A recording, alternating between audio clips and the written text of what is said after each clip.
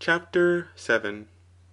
Because, however, those who counsel, and who acknowledge the subjects of their deliberation to be profitable, are frequently dubious with respect to that which is more profitable, it follows that we should in the next place speak concerning the greater good and the more profitable. Let, therefore, that which exceeds be so much and something more. But let that which is exceeded be that which is inherent in the thing which exceeds. And that which is greater indeed and more, is always referred to that which is less. But the great and the small, and the much and the few, are referred to the magnitude of many things. And that which exceeds indeed is the great, but that which is deficient is the small. And in a similar manner with respect to the much and the few. We call good therefore that which is itself eligible for its own sake, and not for the sake of another. That which all things desire. That which he who has received intellect and prudence would choose, and that which is effective and preservative, or to which things of this kind are consequent. But that for the sake of which other things subsist is the end. And the end is that for the sake of which other things subsist. But that is good to any individual, which with reference to him possesses these definitions of universal good. Hence it is necessary that more goods should be a greater good than one or a few goods, when the one good or the few are co^enumerated. For they transcend, but that which is inherent is exceeded. If also that which is greatest in one genus exceeds that which is greatest in another, the one genus will also exceed the other. And when one genus exceeds the other, that which is greatest in the one will also exceed that which is greatest in the other. Thus for instance, if the greatest man is greater than the greatest woman, then in short men are greater than women. And if men are in short greater than women, the greatest man is greater than the greatest woman. For the excesses of the genera and of the greatest things in the genera subsist analogously. When also this thing is consequent to that, but that is not consequent to this, the latter is a greater good. But one thing is consequent to another either simultaneously, or successively, or potentially. For the use of the consequent is inherent in the use of the antecedent. And to live is, indeed, simultaneously consequent to the being well, but the latter is not simultaneously consequent to the former. And scientific knowledge is posterior to discipline. But it follows potentially that if a man be a sacrilegious person, he may commit a private theft. For he who robs a temple would also steal private property.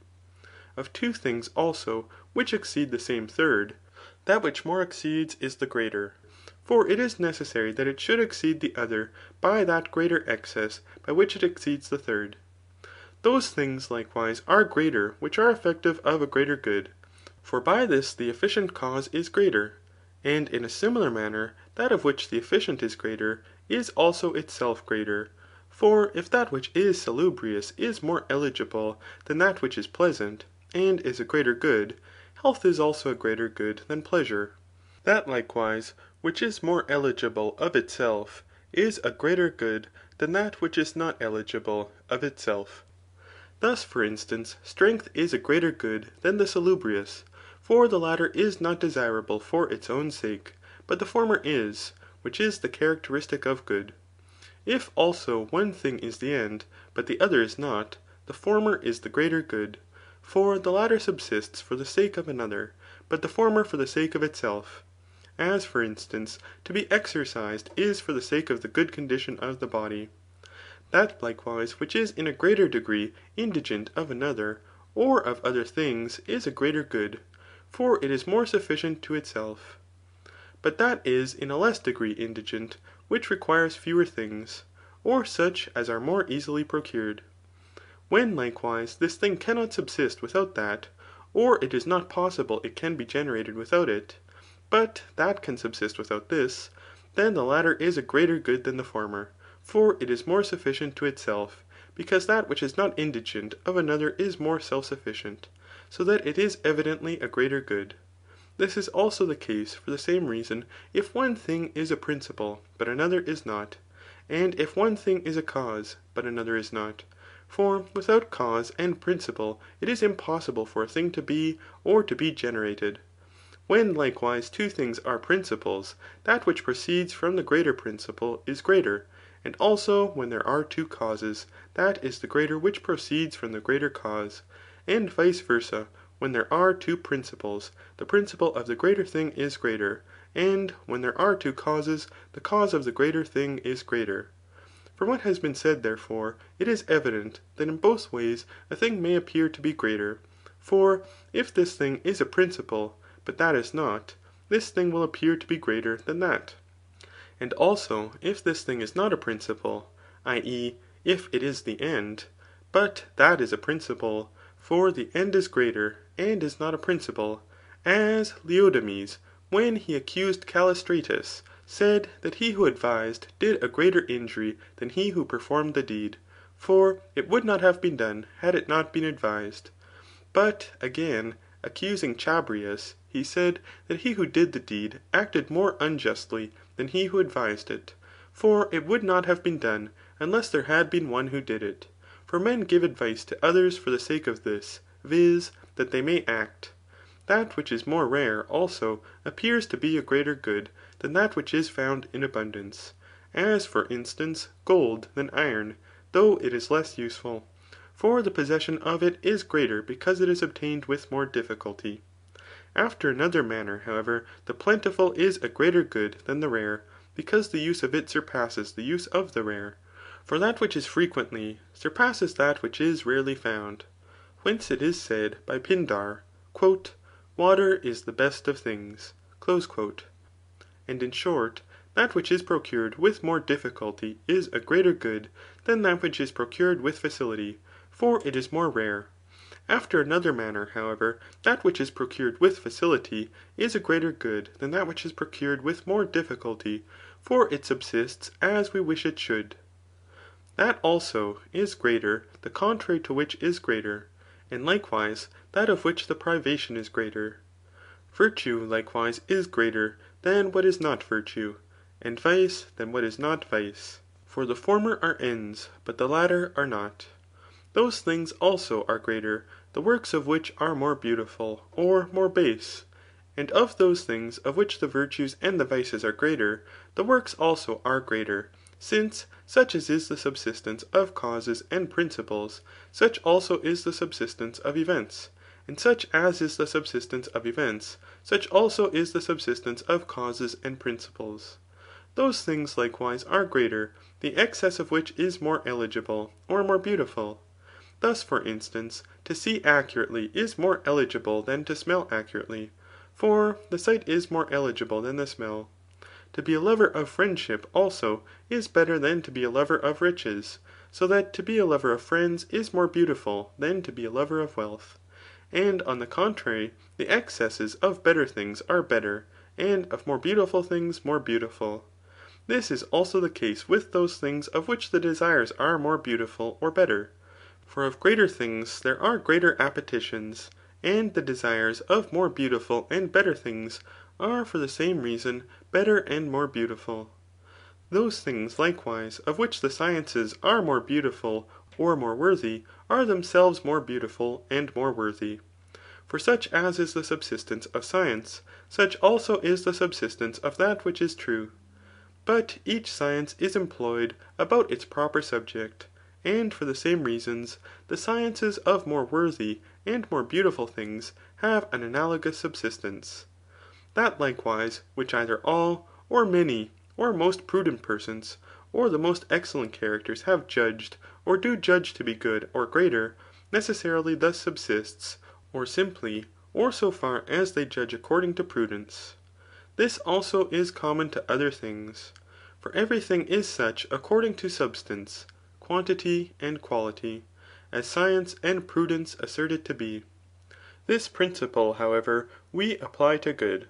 For good is defined to be that which every thing that possesses prudence would choose. It is evident, therefore, that that thing is a greater good which prudence says is more good. That likewise which is inherent in better things, either simply, or so far as they are better, is a greater good. As for instance, fortitude than strength. This is also the case with that which a better man would choose, either simply, or so far as he is better. such for instance as to be injured rather than to injure, for this a more just man would choose. That which is more delightful likewise is a greater good, than that which is less delightful. For all beings pursue pleasure, and for the sake of it desire to be delighted. For these are the things by which good and the end are defined. But the more difficult is both that which is less painful, and that which is for a longer time pleasant. That which is more beautiful also is a greater good than that which is less beautiful. For the beautiful is either the delightful, or that which is of itself eligible. Such things also, as men wish to be in a greater degree causes to themselves or their friends are greater goods. This is likewise the case with things that endure for a longer, than with those that endure for a shorter time, and with things that are more, than with those that are less stable. For the use of the former exceeds in time, but the latter in the will. For we in a greater degree use that which is stable according to our will. Such things also as follow from coordinate and similar cases are greater goods. Thus, if an action which is accomplished with fortitude is better and more eligible than that which is effected by temperance, fortitude also is more eligible than temperance, and to be brave than to be temperate. That likewise which all men choose is a greater good than that which all men do not choose, and that which is chosen by many than that which is chosen by a few. For good was defined to be that which all beings desire, so that what is more the object of desire will be a greater good. That likewise is a greater good which is admitted to be so by those who controvert what good is, or which enemies, or judges, or the skilful acknowledge to be so. For that which enemies admit is just as if all men admitted, and that which the latter admit is equivalent to what is granted by men excelling in power and knowledge. And at one time, indeed, that is a greater good of which all participate, for it is disgraceful not to participate it. But at another time, that of which no one, or of which a few participate, for it is more rare. Things likewise which are more laudable are greater goods, for they are better, and in a similar manner those things of which the honours are greater, for honour is as it were a certain dignity. This is also the case with those things of which the punishments are greater, and likewise with those things which are greater, than such as are acknowledged or appear to be great. The same things also, when divided into parts, appear to be greater, for the transcendency of many things becomes apparent. Hence, the poet says that Meleager was persuaded by his wife to rise to battle by enumerating the evils which happen from a captured city. She paints the horrors of a conquered town, the heroes slain, the palaces o'erthrown, the matrons ravished, the whole race enslaved. This is also the case with composition and exaggeration, as may be seen in epicharmus, and for the same reason as in division. For composition shows an abundant excess, and appears to be the principle and cause of great things. Because, however, that which is more difficult and rare is greater, occasions also, and ages, and places, and times, and powers produce great things.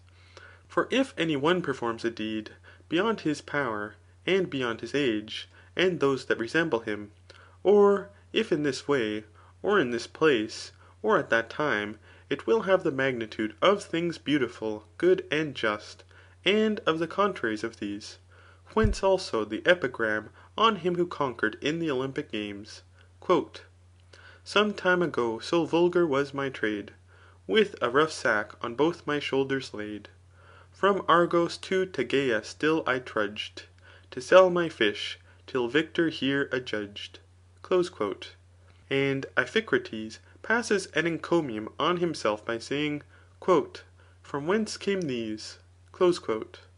That, likewise, which is spontaneous, or springs from itself, is greater than that which is adcetitious, for it is more difficult. Whence also the poet says, Self-taught am I. And also the greatest part of a great thing. Thus, for instance, Pericles in a funeral oration says, That youth being taken away from a city, is just as if spring were taken away from the year. Those things, likewise, are greater which are useful in a greater necessity, such as things in old age and disease. This is also the case with that of two things which is nearer to the end.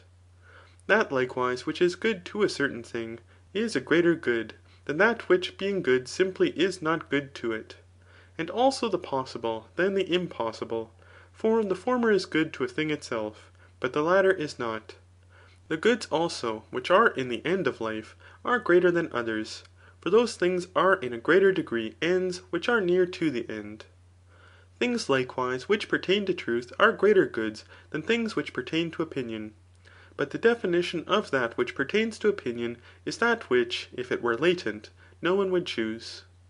Whence also it would seem that it is more eligible to be benefited than to benefit, for the former would be chosen though it should be latent, but to benefit latently does not seem to be a thing that would be chosen. Those things likewise are greater goods which we rather wish to be than to seem to be, for they pertain more to truth.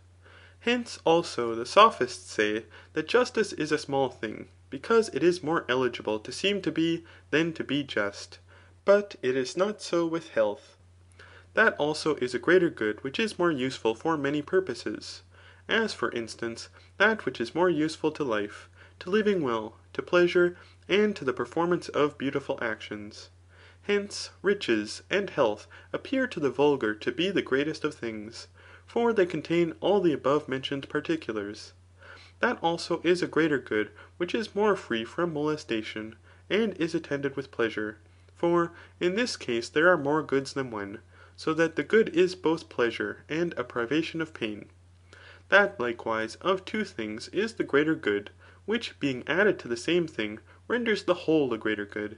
And those things which when present are not latent, are greater goods than those which are latent, for the former tend to truth.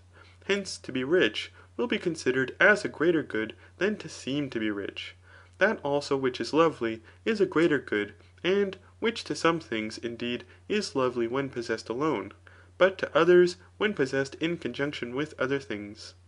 Hence the punishment is not equal to deprive him of an eye who has but one eye, and him that has two eyes, for the former is deprived of that which is dear to him. And thus we have nearly shown from what forms it is necessary to derive credibility in exhorting and dissuading.